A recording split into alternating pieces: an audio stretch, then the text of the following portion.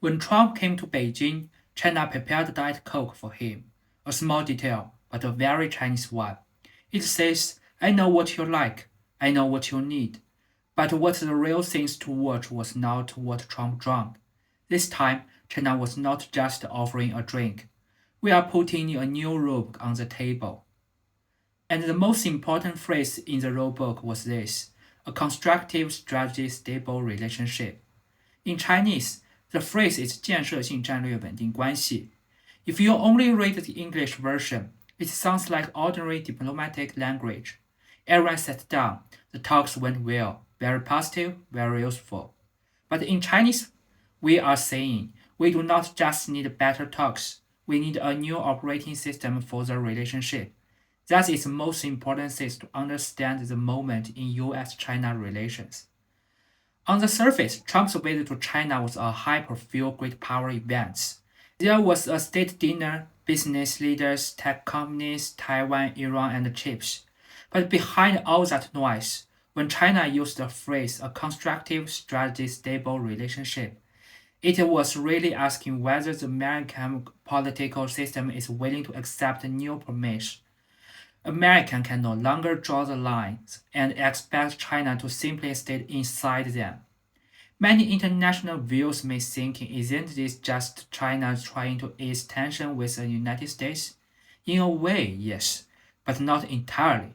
From a Chinese perspective, there is a very realistic judgment behind this phrase. China and the United States have reached a stage where neither side can force the other back into a smaller role. The United States cannot push China back in the era of low-end manufacturing. China cannot simply kick the United States out of the global system. Both sides still have cards to play, and both sides know that if the table is really flipped, they will also get hurt. So, both need a relationship that doesn't seem out of control every day. That is what strategy stability means. It is not friendship, it is not trust, it is more like two people holding knives agreeing not to fight in the kitchen. But here comes the problem. The United States may not read this rulebook in the way China intended, and the strategy stable is not a headline after one meeting. It requires both sides to accept long-term permits.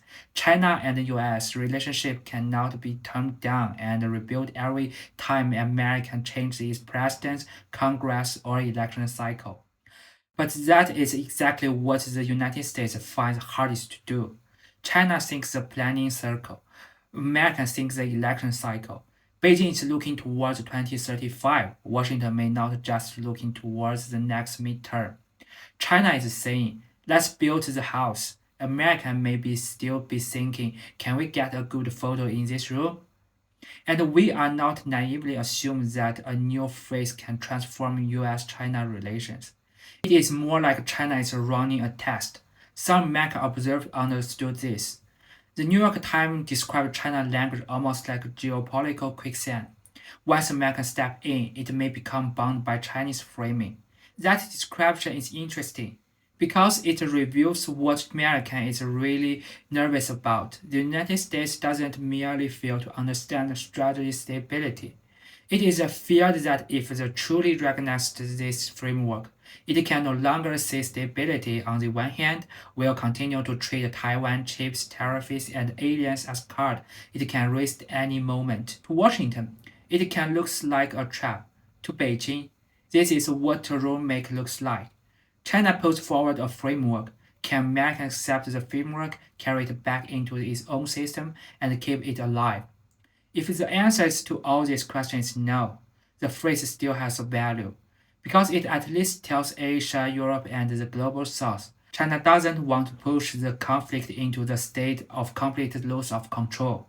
We are saying we can compete, but the competition cannot be like turning over cards at a gambling table every single day.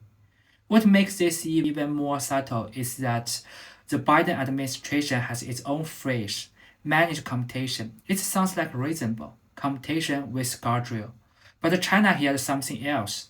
You may compete, but inside the guardrail we draw. That is why China didn't accept it. Chinese new phrase changed this subject.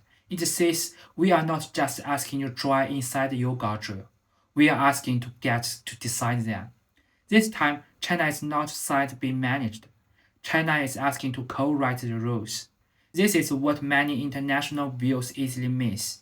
You often want to ask, what agreement come out of this visit? But from a Chinese perspective, the more important question may be, can China and the United States discuss problem as equal? Or will one side always draw the line, while the other side is only managed? A constructive, strategy, stable relationship is not ordinary diplomatic affairs. What it is really trying to say is China-US relations cannot be reformed by American election every 4 years.